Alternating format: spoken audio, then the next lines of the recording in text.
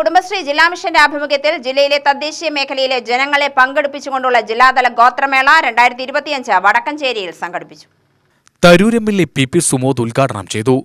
ഈ കാലഘട്ടത്തിൽ കേരളത്തിലെ ഗവൺമെന്റ് പട്ടികജാതി പട്ടികവർഗ വിഭാഗങ്ങളെ ഉയർത്തിക്കൊണ്ടുവരുന്നതിന് വേണ്ടി ബോധപൂർവമായ ശ്രമങ്ങളാണ് നടത്തുന്നത്.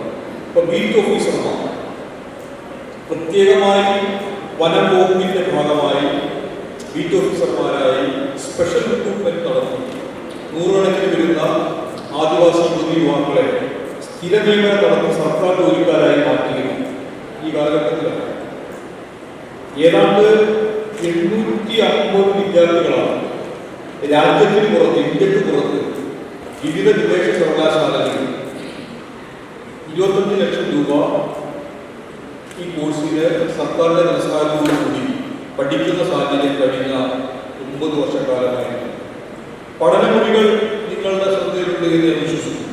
പട്ടികജാതി പട്ടികവർഗ വിഭാഗങ്ങളിലെ +2 വരെയുള്ള കുട്ടികൾക്ക് 8ാം ക്ലാസ് മുതൽ +2 വരെയുള്ള കുട്ടികൾക്ക് വേണ്ടത്ര വീടിന്റെ സൗകര്യമില്ലെങ്കിൽ 2 ലക്ഷം രൂപ എന്ന നിലയിൽ പഠനമുറികൾ കൊടുക്കും. ഏതാണ്ട് 15,000 പഠനമുറികളാണ് കഴിഞ്ഞ 9 വർഷത്തിനിടയിൽ കേരളത്തിലാകുന്നത്. ഗ്രാമപഞ്ചായത്ത് പ്രസിഡന്റ് ലിസി സുരേഷ് അധ്യക്ഷയായി. അയിലൂർ, പെരുമാട്ടി എന്നിവിടങ്ങളിൽ നിന്നും വന്ന ഉന്നതി മൂപ്പന്മാരായ മണി, ഒട്ടിക്കരുപ്പൻ, മൈലത്താൾ എന്നിവരെ എം.എൽ.എ. പൊന്നാടയണിയിച്ച് ആദരിച്ചു.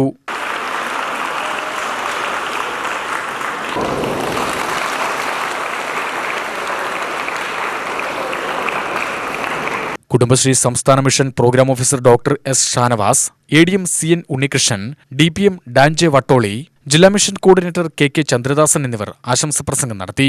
മുതുവാൻ, ഇരവാളൻ, മലയൻ, കാടർ, മലസർ എന്നീ വിഭാഗങ്ങളുടെ തനത് നൃത്തങ്ങൾ വേദിയിൽ അരങ്ങേറി.